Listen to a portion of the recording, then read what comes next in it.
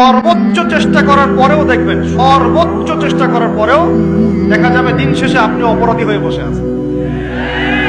আর আমি একটা লেকচারে বলেছি না, পুরুষ মানুষ বোকা। পুরুষ মানুষ কেন বোকা? কারণ সে সবাইকে খুশি করতে চায়। সে চায় মা সুখে থাক, বোন সুখে থাক, স্ত্রী সুখে থাক, যদি আরো স্ত্রী থাকে ও সুখে থাক, সন্তানরা সুখে থাক, সবাই ভালো থাক। এবং তাদের ভালোর জন্য তারা কত কষ্ট করে, দিন রাত ডিউটি করে, অফিসে যায় আসে, জ্যাম ফেস করে, মানসিক প্রেশার নেয়, শারীরিক প্রেশার নেয়, তাই না? অথচ এই কষ্ট কিন্তু মহিলারা বোঝে না। বোঝে? সবাই বোঝে না। আছে অনেক ভালো স্ত্রী আছে, কিন্তু সবাই কিন্তু বোঝে না। মনে করে যে পুরুষ মানুষ মনে হয় ভোগবাদী, খালি মেয়েদেরকে ভোগ করতে চায়। অথচ অথচ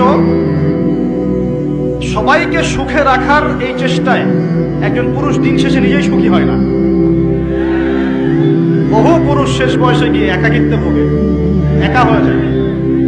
এই জন্য বলছি, ফ্যান্টাসি বাদ দেন। ফ্যান্টাসি বাদ দিয়ে হালাল রিজিক হয়েছে, একটা নেককার পরহেজগার মেয়ে দেখে বিয়ে করে ফেলেন। ব্যাস, তাকে নিয়ে দুনিয়ার ছোট্ট জীবনটা কাটিয়ে দেন। আর জান্নাতে তো হুড় করে অপেক্ষা করছে।